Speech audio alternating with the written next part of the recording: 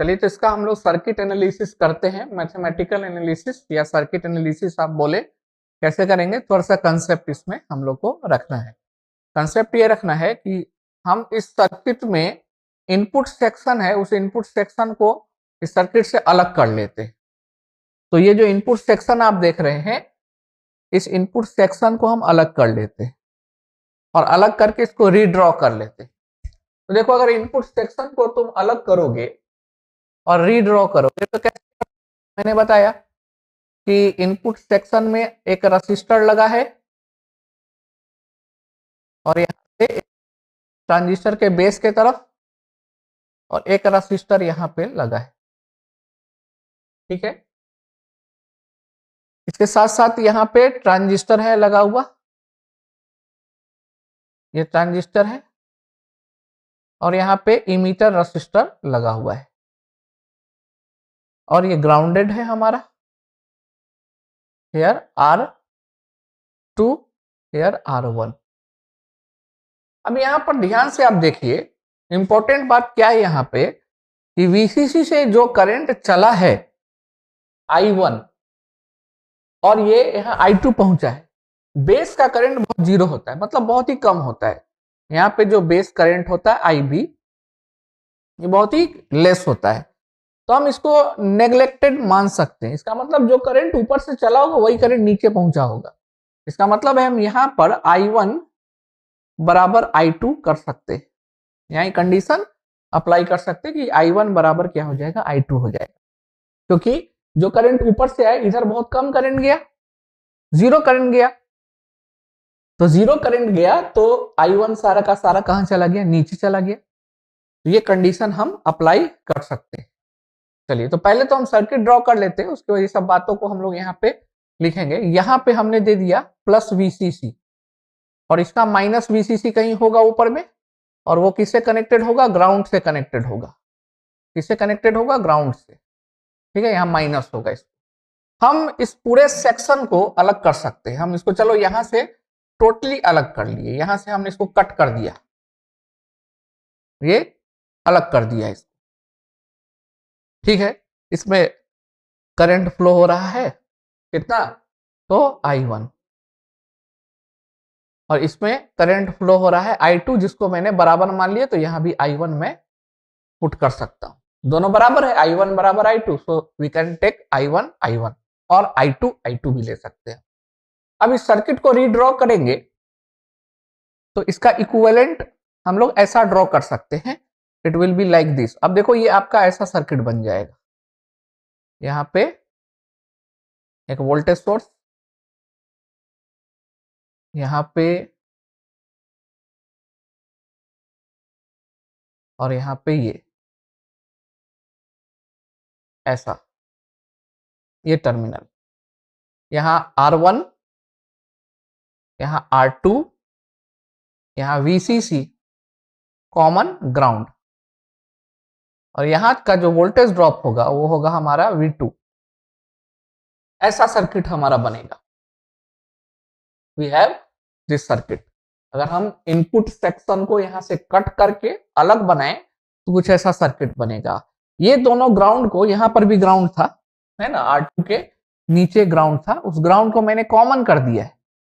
Ground को क्या कर दिया, कॉमन कर दिया। सर्किट को हमने मॉडिफाई कर दिया। मॉडिफाई करना जरूरी है ताकि आपको समझ में आए कि किस तरह से हम लोग इसके ऊपर करंट या वोल्टेज निकाल रहे हैं। तो ये जरूरी है, आपको समझ में आना चाहिए करंट और वोल्टेज किस तरह से निकाला जा रहा है यहाँ पे। तो सर्किट को मैंने रीड्रॉ कर दिया। अब जरूरी है कि यहाँ पे हम क्या निकालेंगे, यहाँ पे हम करंट निकालेंगे। और देखिए, दोनों करंट बराबर है, दोनों करंट क्या है, बराबर है। ठीक है, तो दोनों करंट इसमें बराबर है, तो हम सर्किट को रीड्रॉ कर सकते हैं और करंट की वैल्यू भी निकाल सकते हैं। तो देखो, यहाँ करंट कैसे निकलेगा, इसके अंदर करंट फ्लो हो रहा है, मतलब अब करंट इसमें सेम फ्लो हो रहा है, I1, इसमें सेम करंट फ्लो हो रहा है I1। तो दिस I1 करंट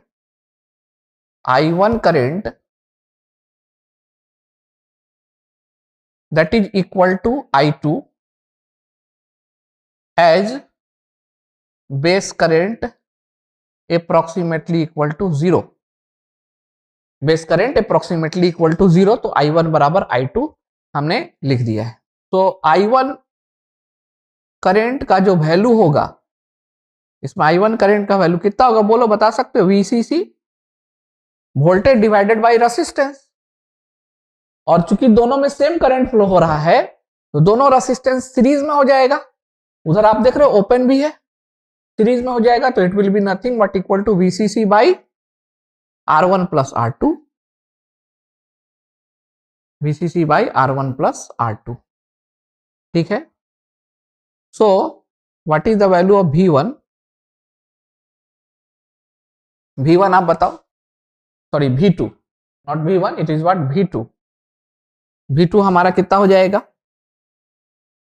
जितना रेसिस्टेंस है और जितना करंट फ्लो हो रहा है, रेसिस्टेंस इज R2 और करंट इसमें I1 फ्लो हो रहा है, तो it will be nothing but equal to what? VCC R2 divided by R1 plus R2। तो इतना वोल्टेज इसके अंदर क्या हो रहा है? ड्रॉप हो रहा है। अब आप देखिए, ये जो वोल्टेज आपने इसके बेस पे दिया है, यही वोल्टेज दो पार्ट में यहाँ sum of the voltage, this V2 is nothing but it is equal to sum of VBE plus VEE। तो यहाँ पे हम लिखते हैं कि V2 voltage, this is nothing but equal to VBE plus V2 जो वोल्टेज है ये दो पार्ट में ब्रेक है, VBE base to emitter plus VE। तो यहां से हम लोग V2 का वैल्यू पुट कर सकते हैं, उससे पहले हम लोग VE निकाल लेते हैं। This is nothing but equal to VE minus V2, VE minus V2। And what is VE?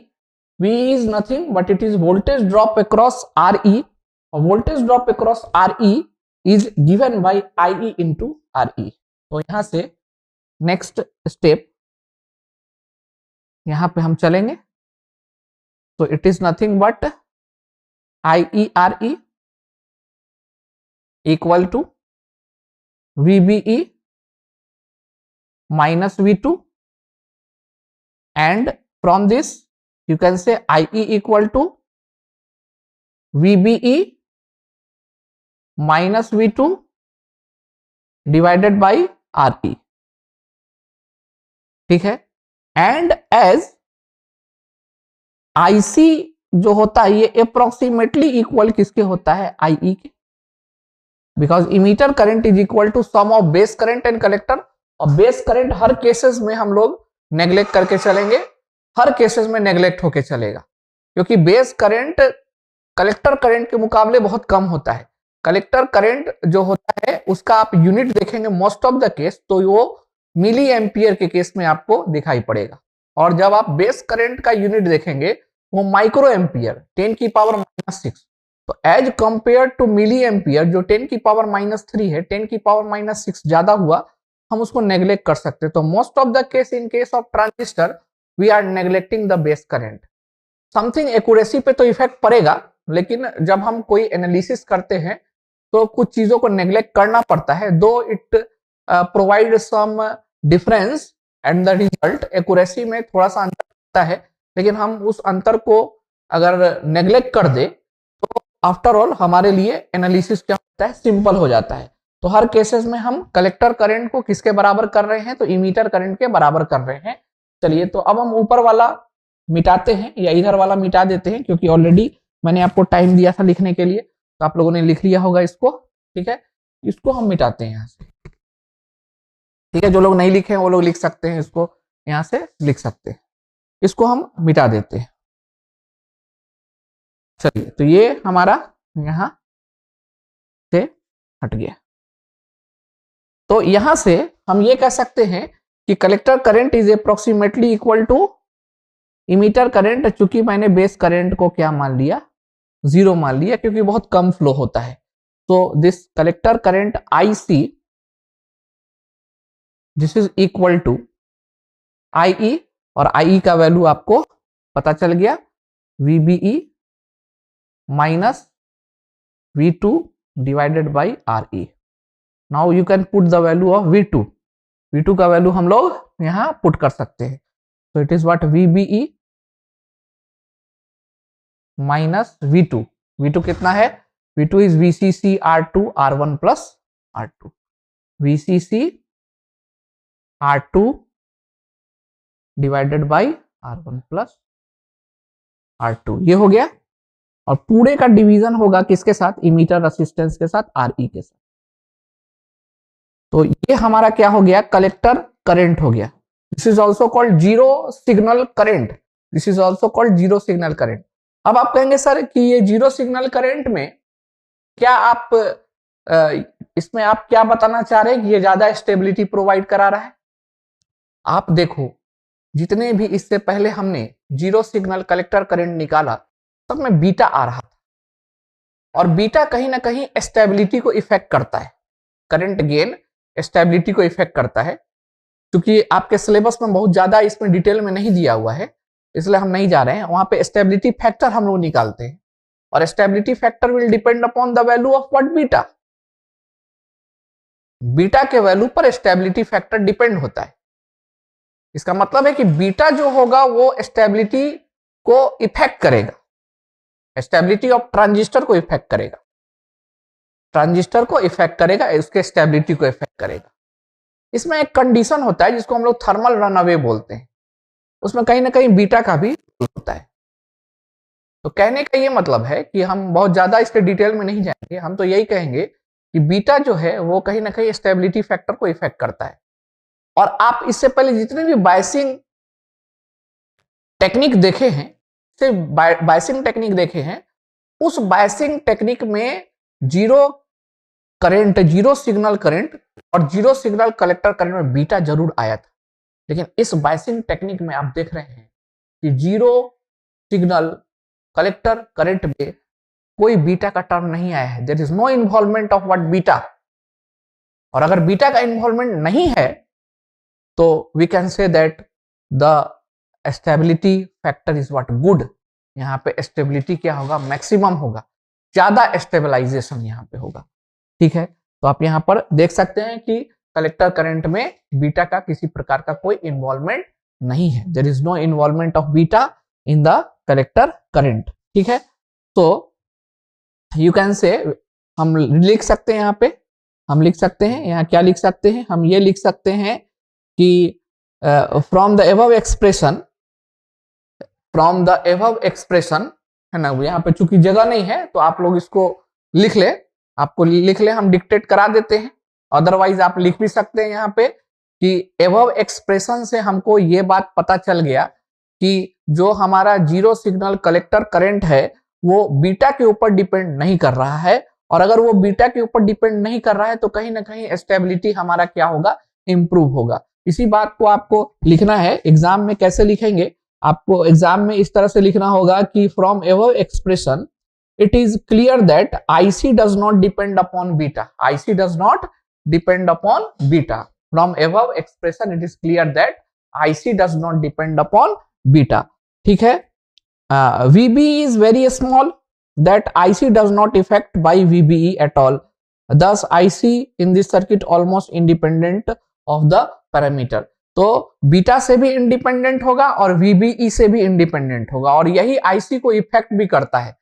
कहीं ना कहीं आप देखोगे इससे पहले जितने भी आईसी हम लोग निकाले हैं वहां पे ये चीज रहता है. तो VBE तो सभी केसेस में हम लोग कह सकते हैं कि ये नेग्लेक्टेड है, लेकिन हम वहां बीटा नहीं नेग्लेक्ट कर सकते थे. तो यहाँ हम ओवरऑल यही कहेंगे कि यहाँ VBE जिसका बहुत कम मैग्नीट्यूड होता है वो भी आईसी को इफेक्ट नहीं कर रहा है, और बीटा जिसको हम लोग यहाँ पे है ही नहीं यहाँ बीटा, तो वो भी हमारे आईसी को इफेक्ट नहीं कर रहा है.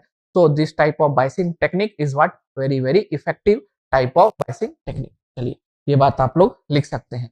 तो कैसे हमने सर्किट या मैथमेटिकल एनालिसिस किया है, यहाँ से स्टार्ट किया था. ठीक है, और यहाँ पे आए, इसके बाद हम लोग यहाँ चले आए, ये यहाँ पे आ गए. ठीक है, तो यहाँ पे आप लोग लिख सकते हैं. अब इसका हम कलेक्टर टर्मिनल पे भी लगा सकते हैं और VCE का वैल्यू भी क्या कर सकते हैं? फाइंड आउट कर सकते हैं. तो चलिए लगा लेते हैं, क्योंकि ये सब चीज तो आप लोग लिख लिए होंगे पहले, तो इसको हम यहाँ से हटा देते हैं. इसको हम यहां से हटा देते हैं। तो आउटपुट सेक्शन पे हम लगाते हैं क्या, आउटपुट सेक्शन पे केवीएल अप्लाई करना पड़ेगा। तो लिखते हैं यहां using KVL at output section, using Kirchhoff voltage law at output circuit, output circuit पे केवीएल अप्लाई करना है। कैसे अप्लाई करेंगे, क्योंकि ये क्लोज फिगर है, ध्यान देना ये आपको ओपन दिख रहा है लेकिन है क्लोज, क्योंकि हमने बहुत बार आपको बताया कि यहाँ माइनस वीसीसी होगा, ग्राउंड से कनेक्टेड होगा, इन दोनों को कॉमन कर देंगे तो एक क्लोज फिगर बन जाएगा। तो उतना हम नहीं कर रहे हैं, हम डायरेक्ट लिख रहे हैं क्योंकि ऑलरेडी पहले हम कर चुके हैं इसको। तो सबसे पहले यहाँ पे क्या लिखना होगा, वीसीसी, और क्या लिखना होगा, यहाँ कलेक्टर करंट फ्लो हो रहा है प्लस माइनस, तो यहाँ माइनस आईसी आरसी, यहाँ पे क्या है ड्रॉप हो रहा है प्लस माइनस वीसी, यहां भी एक रेसिस्टर है तो इसमें कितना IERE,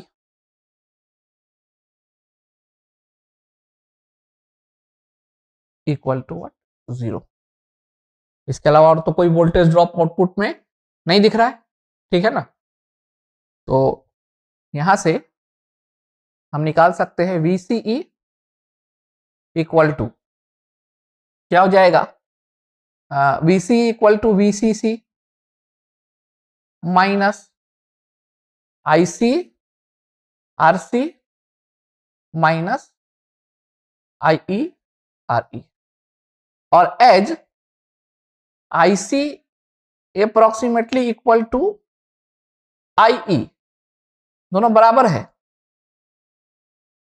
as base current is very negligible, 0 लेके चल रहे यहां पे। तो finally you will have second operating point VCE VCC minus, ठीक है, IC, और यहां भी अब IC पुट करेंगे तो इसको अगर हम बाहर निकाल ले तो मेरा बचेगा RE प्लस R। तो this is your second operating point. यहां भी आप देख रहे हैं बीटा का किसी प्रकार का कोई इन्वॉल्वमेंट नहीं है, यहां भी बीटा का किसी प्रकार का कोई इन्वॉल्वमेंट नहीं है, ठीक है। और यहाँ पे IC की वैल्यू है, this is the value of what, IC। तो इस प्रकार से हमने देखा क्या कि this type of potential divider biasing technique, और it is called voltage divider biasing technique, does not affected by beta, and we know that the circuit stability parameter depends upon what, beta, and it is largely affected by beta because when we calculate its stability factor we will see that stability factor of many circuit will be depending upon beta, directly proportional होता है। जैसे जैसे beta बढ़ता जाएगा, अगर हम बढ़ाते जाएंगे तो स्टेबिलिटी पे कहीं ना कहीं इफेक्ट पड़ेगा। तो स्टेबलाइजेशन के लिए जरूरी है कि मेरे जो ऑपरेटिंग पॉइंट्स है VCE और IC, ये हमारा क्या होना चाहिए, independent of that factor which is affecting it, और वो फैक्टर कौन सा है, बीटा है। तो हम लोग इजिली बीटा के थ्रू हम लोग क्या कर सकते हैं, यहाँ पे दिखा दिए कि बीटा से इफेक्टेड नहीं है। तो this is the most efficient potential divider technique, हमारा इफिशियंट पोटेंशियल डिवाइडर टेक्निक है, ठीक है। इसको लिख लेंगे और इस तरह से आपका पोटेंशियल डिवाइडर खत्म हो गया। ट्रांजिस्टर बायसिंग जो सर्किट्स हम लोग ले रहे थे खत्म हो गया है। 4 ट्रांजिस्टर बायसिंग सर्किट्स हमने पढ़ा, चारों में ये लास्ट वाला जो है वो सबसे ज्यादा इंपॉर्टेंट है। अच्छा, एक चीज और इसमें हम बताना चाहते हैं कि इसमें एक और टेक्निक है जिसके थ्रू हम लोग मैथमेटिकल और सर्किट का एनालिसिस कर सकते हैं, वो है थेवेनिन्स। तो थेवेनिन्स के मदद से भी हम लोग क्या कर सकते हैं, इसको एक्सप्लेन कर सकते हैं। तो मैंने एक से थेवेनिन्स से एक्सप्लेन करने की जरूरत नहीं है, क्योंकि न्यूमेरिकल आएगा तो हम लोग डायरेक्टली ये फॉर्मूलाज क्या कर सकते हैं, यूज कर सकते हैं। खाली आपको पहचानते हुए आना चाहिए कि कौन सा इसमें बायसिंग टेक्निक हम लोग अप्लाई करेंगे। इसमें collector to base resistor biasing होगा, कि इसमें फिक्स बायस होगा, कि इसमें पोटेंशियल डिवाइडर बायसिंग होगा। तो सबके सर्किट का अरेंजमेंट अलग अलग है, आपने देखा चारों का सर्किट अरेंजमेंट क्या है, अलग अलग है। तो आप एक जगह नोट कर लेंगे क्या करेंगे, टेबल टाइप का बना लेंगे। इधर आप बाइसिंग सर्किट लिखेंगे, बाइसिंग सर्किट बनाएंगे, नेम पहले लिखेंगे, बाइसिंग सर्किट छोटा सा बनाएंगे, और उसके बाद आप क्या लिखेंगे, तो उसके कलेक्टर करंट का एक्सप्रेशन और उसके वोल्टेज टू इमीटर करंट का एक्सप्रेशन, और जरूरत पड़ेगा तो आप बेस रेसिस्टेंस को भी जहां जहां निकाले हैं वहां वहां बेस रेसिस्टेंस को भी क्या करेंगे, वहां पे लिख देंगे। ठीक है, तो इसके बाद ये हमारा टॉपिक हो गया खत्म। अब इलेक्ट्रॉनिक्स वालों के लिए मैं फिर से बता रहा हूं कि एक टॉपिक आपका लेफ्ट ओवर है मॉड्यूल 3 में, वो टॉपिक है realization of a transistor using hybrid parameter. इसको हम लोग बाद में कर लेंगे, हम लोग नेक्स्ट स्टार्ट करेंगे, आपका मॉड्यूल 4 स्टार्ट हो जाएगा, और ये मॉड्यूल 4 होगा आपका फील्ड इफेक्ट ट्रांजिस्टर, जो कि सेकंड मेंबर है ट्रांजिस्टर फैमिली का। फर्स्ट मेंबर हम लोग बाइपोलर जंक्शन ट्रांजिस्टर के बारे में काफी कुछ पढ़ चुके हैं। ठीक है, चलिए तो हम लोग एक टॉपिक स्टार्ट यहाँ पे करते हैं। इलेक्ट्रिकल और ट्रिपल ई में पढ़ना है ये टॉपिक, और इस टॉपिक का नाम है करंट मिरर। तो करंट मिरर यहाँ पे जो हम लोग पढ़ेंगे वो बाइपोलर जंक्शन ट्रांजिस्टर के मदद से हमने कंस्ट्रक्ट किया है। आप फील्ड इफेक्ट ट्रांजिस्टर से भी करंट मिरर को कंस्ट्रक्ट कर सकते हैं। अब ये करंट मिरर क्या है और ये किस तरह से वर्क करता है, इसका क्या यूज है, ये सब चीज तो हमको आगे पता चलेगा जब हम इसके डिटेल में जाएंगे। ठीक है, सबसे पहले करंट मिरर क्या होता है इस चीज को देखिए। एक ऐसा सर्किट होगा जिसमें हम एक टर्मिनल पे करंट फ्लो कराएंगे और due to some external sources, कुछ एक्सटर्नल सोर्सेस के द्वारा हम एक टर्मिनल पे करंट फ्लो कराएंगे, और सेम करंट अदर डिवाइस में जो उससे कनेक्टेड होगा उसके दूसरे टर्मिनल पे फ्लो होने लगे, दूसरे डिवाइस के टर्मिनल पे, सेम टर्मिनल पे फ्लो होने लगे। तो इस प्रकार के करंट को हम लोग करंट मिरर बोलते हैं। Means reflection of the current from one device to another active device. ठीक है, इलेक्ट्रॉनिक्स में करंट मिरर का यूज होता है, बहुत सारे एप्लीकेशन में हम लोग करंट मिरर का यूज करते हैं। ठीक है, तो अकॉर्डिंग टू द नोट्स हम लोग इसको डिस्कस करते हैं। The circuit is used to copy the flow of current from one active device and controlling the flow of current in another device by maintaining the output current stable instead of loading is known as current mirror. Definition clear है? क्या कह रहा है कि एक device से दूसरे device में हम लोग करंट को क्या करते हैं, फ्लो कराते हैं। जरूरी नहीं है कि दोनों डिवाइस में हमको एक्सटर्नल सोर्स लगाना पड़े, हम एक डिवाइस में एक्सटर्नल सोर्स लगाएंगे और उस करंट को करंट मिरर के थ्रू अदर डिवाइस में क्या करेंगे, फ्लो कराएंगे, और इस तरह से फ्लो कराएंगे कि हमारा जो आउटपुट करंट जो फ्लो होगा अदर डिवाइस में वो स्टेबल होना चाहिए। क्या होना चाहिए, स्टेबल। समटाइम ऐसा देखा गया है कि कुछ ऐसे सिस्टम होते हैं जिसमें हम लोग एक डिवाइस से दूसरे डिवाइस में अगर कोई चीज ट्रांसफर करते हैं तो वो अनस्टेबल हो जाता है, तो स्टेबिलिटी पे किसी प्रकार का कोई भी प्रभाव नहीं पड़ना चाहिए। ठीक है, instead of what, loading, loading का प्रॉब्लम नहीं होना चाहिए। There must not be loading, loading effect है ना। लोडिंग इफेक्ट कहने का मतलब है कि एक तरफ का लोड और दूसरे तरफ का लोड अगर मिसमैच होगा तो लोडिंग इफेक्ट होगा। एग्जाम्पल के तौर पे मान लेते एक तरफ का लोड ज्यादा होगा, दूसरे तरफ का लोड क्या होगा, कम होगा, तो करंट फ्लो ही करेगा, क्योंकि करंट हमेशा लोड पाथ से क्या करता है, फ्लो होने की कोशिश करता है। तो अगर आप एक तरफ का टर्मिनल का लोड हाई कर देंगे और दूसरे तरफ के टर्मिनल का लोड लो होगा तो करंट को फ्लो होने में प्रॉब्लम होगी। तो this is what in case of current mirror, हम लोग लोडिंग को ध्यान में रखते हुए करंट को एक एक्टिव डिवाइस से दूसरे एक्टिव डिवाइस में रिफ्लेक्ट कराते हैं। सेम करंट होता है, इसलिए करंट मिरर बोलते हैं, विद द स्टेबिलिटी, स्टेबिलिटी के साथ। ठीक है, चलिए सेकेंड पॉइंट बोलता है कि theoretically a perfect current mirror is inverting current amplifier. तो हमारा जो करंट मिरर होता है एक प्रकार का इन्वर्टिंग करंट एम्पलीफायर है। This is a type of inverting current amplifier short question के लिए इस चीज को याद रखेंगे आप लोग। The main function is to reverse the direction of flow of current. Main function क्या होगा? To reverse the direction of flow of current. कहीं कहीं पे हम करेंट के डायरेक्शन को रिवर्स करते हैं with the help of this. ठीक है, तो हम लोग इसको इन्वर्टिंग एम्पलीफायर के रूप में भी कभी कभी क्या करते हैं, यूज करते हैं। आप देखिए इन्वर्टिंग एम्पलीफायर के रूप में इसका यूज करेंगे। ठीक है, चलिए नेक्स्ट क्या है, कह रहा है कि the main function to provide active load as well as bias current to the circuit and also to form a more practical current source. ये प्रकार का करंट सोर्स हो गया। This is a type of what, current source, है ना, कि एक current को हम दूसरे करंट में रिफ्लेक्ट करा रहे हैं, तो ये एक प्रकार का क्या हो गया, करंट सोर्स हो गया। ठीक है, अगर सर्किट डायग्राम की बात की जाए तो अब यहाँ पे देखिए सर्किट डायग्राम मैंने बनाया है, छोटा सा सर्किट डायग्राम यहाँ बनाया है। इस सर्किट डायग्राम में मैंने दो बीजेटी लगाया है, बाइपोलर जंक्शन ट्रांजिस्टर इसमें लगाया है। ठीक है, इसमें क्या है कि वन ट्रांजिस्टर से करंट अदर ट्रांजिस्टर में कॉपी होगा। कॉपी मीन्स बट मिरर जाएगा, mirror it's just like a mirror. ठीक है, कैसे होगा, चलिए इसको एक्सप्लेन कर लेते हैं सर्किट के थ्रू। देखो फर्स्ट ट्रांजिस्टर T1 है हमारा and second transistor is what, T2।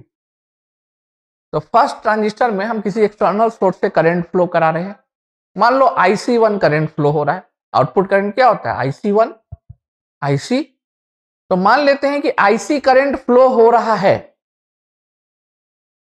तो IC करंट के कारण ट्रांजिस्टर के ऊपर एक वोल्टेज ड्रॉप होगा।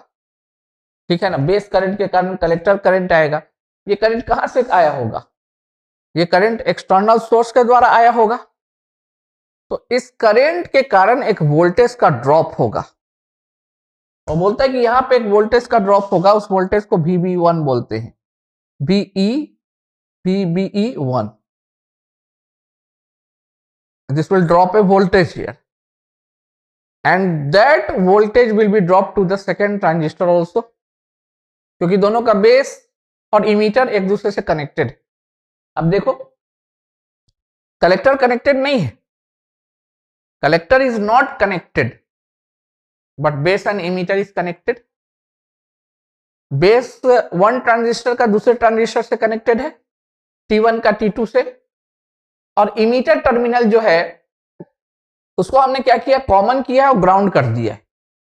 तो इमीटर टर्मिनल को कॉमन करके ग्राउंड कर दिया गया है। आप देख पा रहे होंगे।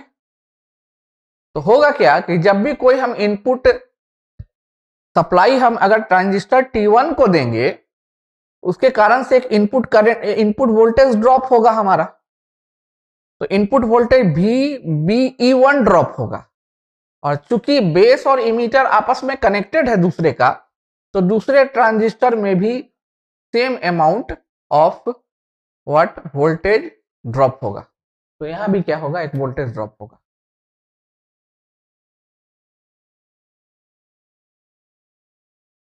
और अगर किसी इनपुट सोर्स के द्वारा जो अमाउंट ऑफ वोल्टेज यहां ड्रॉप हुआ है और सेम वोल्टेज अगर यहां ड्रॉप हुआ है, तो करंट ऑटोमेटिकली इसके आउटपुट में हमको वहां पे क्या होगा, मिलेगा, और करंट लगभग लगभग हमको सेम मिलेगा।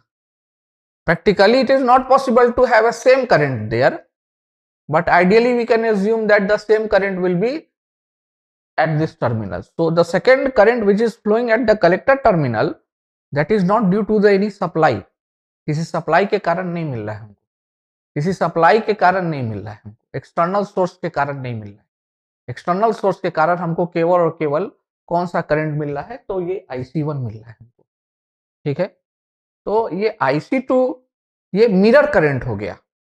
This is the mirror current and this is due to the voltage drop across what, VBE1।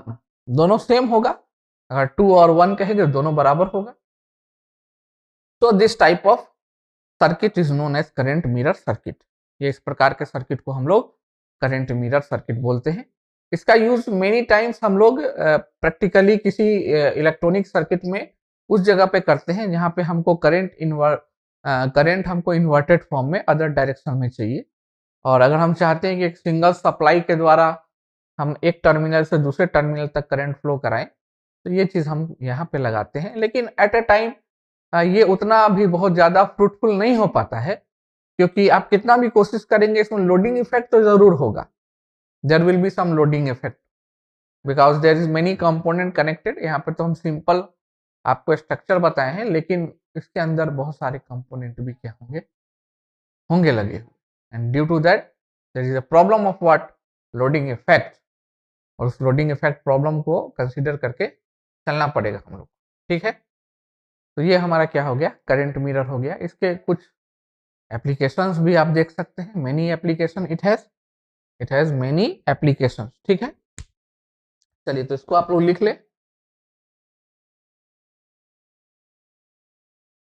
इसके एप्लीकेशन को भी हम लोग एक बार डिक्टेट कर लेते हैं। ठीक है, तो यहाँ पे आपको क्लियर हो गया कि क्या हुआ यहाँ पे। सर्टेनली यहाँ पे करंट फ्लो करता है, अगर यहाँ वोल्टेज आप दे रहे हैं तो यहाँ पे करंट फ्लो करेगा, और same amount of current will also go there which drop the voltage here, and due to which you will get this current. ठीक है, तो एक्चुअली होता क्या है इसमें, अगर आप मोर कॉमन इसको एक्सप्लेन करने की कोशिश करेंगे तो आपको कुछ ऐसा यहाँ पे मिलेगा। कहने का मतलब है कि यहाँ पे आप कहीं से सप्लाई दे रहे हैं,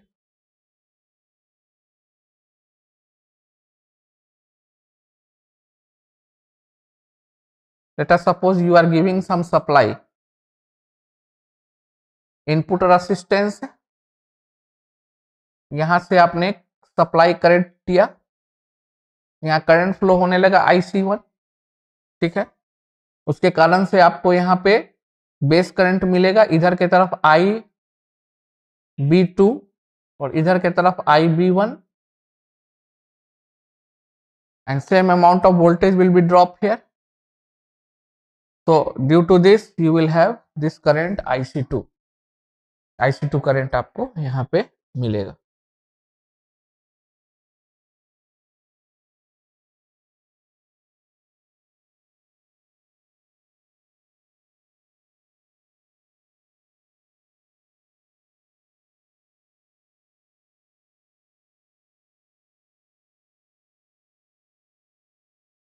चलिए आप लोग इसके कुछ एप्लीकेशंस को लिख लीजिए, हम यहाँ पे लिखेंगे नहीं, आपको डिक्टेट करा देते हैं, आप लोग आई थिंक ये लिख लिए होंगे, इसलिए मैंने आपको टाइम दिया लिखने के लिए। इसके कुछ एप्लीकेशंस लिखें। इसका जो पहला एप्लीकेशन होगा, it is use as a differential amplifier. इसका यूज हम लोग डिफरेंशियल एम्पलीफायर के रूप में करते हैं। तो differential amplifier we will study in operational amplifier, opamp में हम लोग डिफरेंशियल एम्पलीफायर के बारे में पढ़ेंगे। तो इसका यूज कहाँ करते हैं हम लोग, डिफरेंशियल एम्पलीफायर में करते हैं। दूसरा, it can be use as a active load. ये एक्टिव लोड के रूप में हम लोग क्या कर सकते हैं, इसका यूज कर सकते हैं। आप देख रहे हैं कि केवल एक ही जगह सप्लाई देना पड़ रहा है, उधर हमको सप्लाई नहीं देना पड़ रहा है, तो ये एक्टिव लोड के रूप में क्या कर सकते हैं, इसका यूज कर सकते हैं। नेक्स्ट, इसका एप्लीकेशन आप देखें तो it is use in power electronics. Power electronics में इसका यूज हम लोग करते हैं। दूसरा, इन्वर्टेड एम्पलीफायर के रूप में इसका यूज किया जाता है। तो लिख लें आप, इन्वर्टेड एम्पलीफायर के रूप में करंट मिरर का हम लोग क्या करते हैं, यूज करते हैं। तो next application, it is use in IC to establish a biasing point of differential amplifier. IC में इसका क्या होता है, यूज होता है। तो 3-4 यूज आप इसका बता सकते हैं।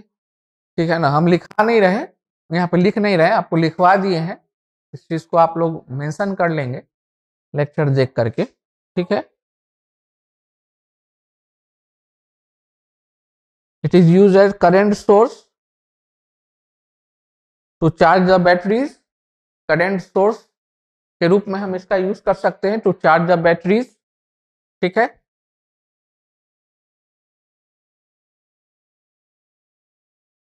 और भी आप इसका प्रैक्टिकली यूज देख सकते हैं।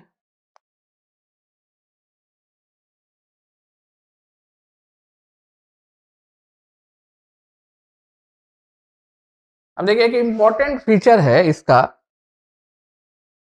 An important feature of current mirror, application तो आपका हो गया, लेकिन एक इम्पॉर्टेंट फीचर आप इसका बता सकते हैं एज ए एडवांटेज के रूप में। करंट मिरर को एडवांटेज के रूप में आप इसके इम्पॉर्टेंट फीचर को बता सकते हैं। वो कहता क्या है कि ए relatively high output resistance which help to keep the output current constant regarding the load condition। अब ये बहुत इंपॉर्टेंट बात है कि हमारा जो आउटपुट करंट होगा, जो यहाँ फ्लो हो रहा है, इसको हम मिरर करंट बोलेंगे। This is also called what, output current. इसको हम आउटपुट करंट बोल सकते हैं। तो कहता है कि करंट मिरर, इसका important feature, what are the important feature of current mirror, इस चीज को आपको लिखना है। तो आपको मेंशन करना होगा कि the important feature of current mirror is a relatively high output resistance which helps to keep the output current constant regardless a load condition। ठीक है, लोड में किसी प्रकार का वेरिएशन होगा, हमारा आउटपुट करंट फ्लक्चुएट नहीं करेगा।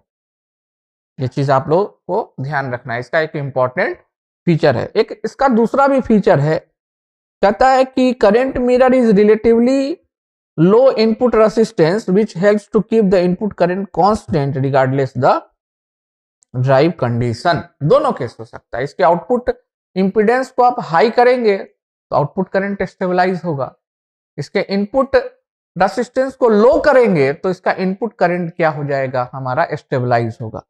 तो ये दोनों केसेस में फायदा है कि अगर हम आउटपुट रेसिस्टेंस को हाई कर दे तो any fluctuation in load will not effect the current, output current. और इनपुट रेसिस्टेंस को लो कर दें तो इनपुट रेसिस्टेंस को लो करने पर इनपुट करंट में किसी प्रकार का कोई भी फ्लक्चुएशन इसमें नहीं होगा, मतलब करंट हमारा कांस्टेंट हो जाएगा। रिगार्डिंग एनी ड्राइव, किसी प्रकार का कोई भी आउटपुट हम यहाँ पे रखेंगे तो हमारा क्या हो जाएगा, लो हो जाएगा। तो this is all about your what, current mirror. ये करंट मिरर का क्या हो गया, कंडीशन हो गया। ठीक है, इसको लिखेंगे।